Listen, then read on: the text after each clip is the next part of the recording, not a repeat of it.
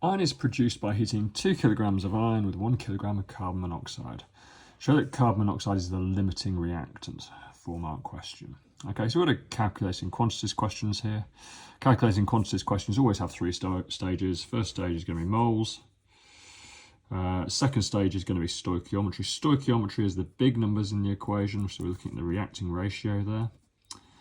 Third stage is going to be moles, and we've got a fourth stage here, which is actually explaining why carbon monoxide is the limiting reagent. Right, so first thing we do with these questions, let's take the information from the equation, the question, and write it on the equation. So iron is produced by heating 2 kilograms of iron. So we've got 2,000 grams there, because we calculate moles with grams.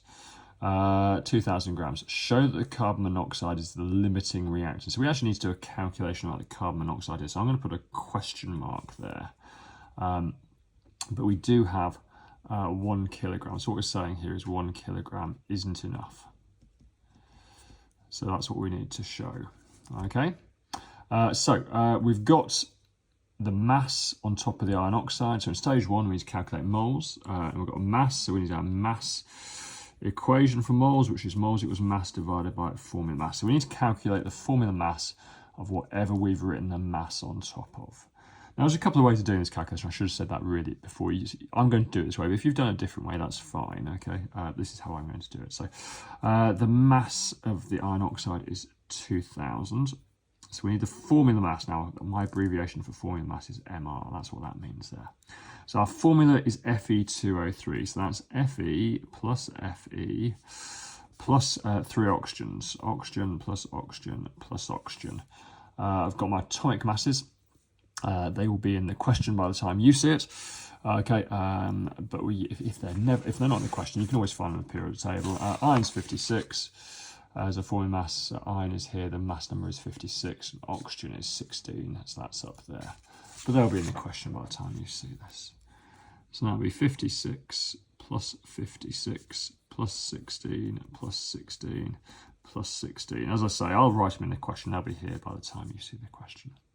So if we add all that up, it's going to equal 160. 56 and 56 is 112, and 16 plus 16 plus 16 is 48, so 112 and the 48 is 160. So moles equals mass, which we said was 2,000, divided by formula mass, which we've just calculated to be 160. So we need to put that in our calculator to calculate the moles of iron in this question, divided by 160 equals...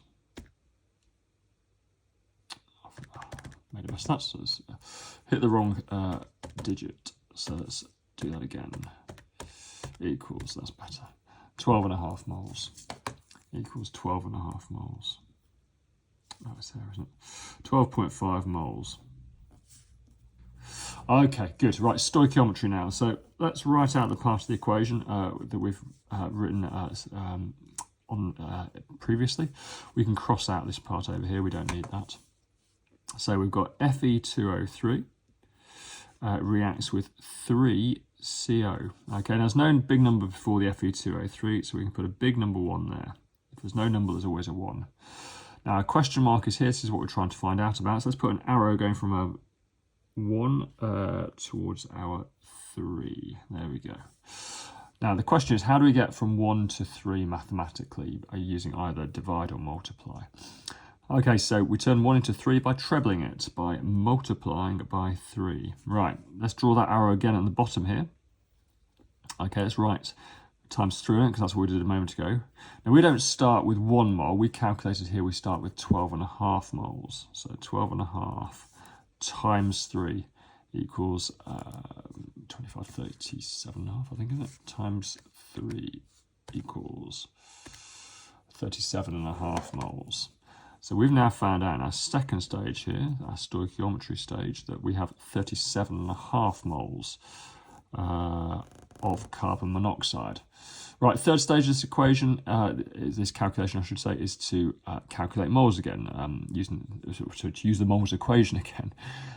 So we're going to rearrange our moles equation now to make mass the subject, because that's what we want to know. We want to know how much carbon monoxide would react with this 2,000 grams. So rearranging this, it's mass equals moles times formula mass. Now it's the formula mass of the carbon monoxide because we're over here.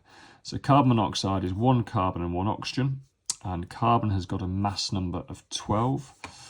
If we look on the periodic table, we'd see that an oxygen's got a mass number of 16. So if we add those two together, that's going to be 28 times 37.5.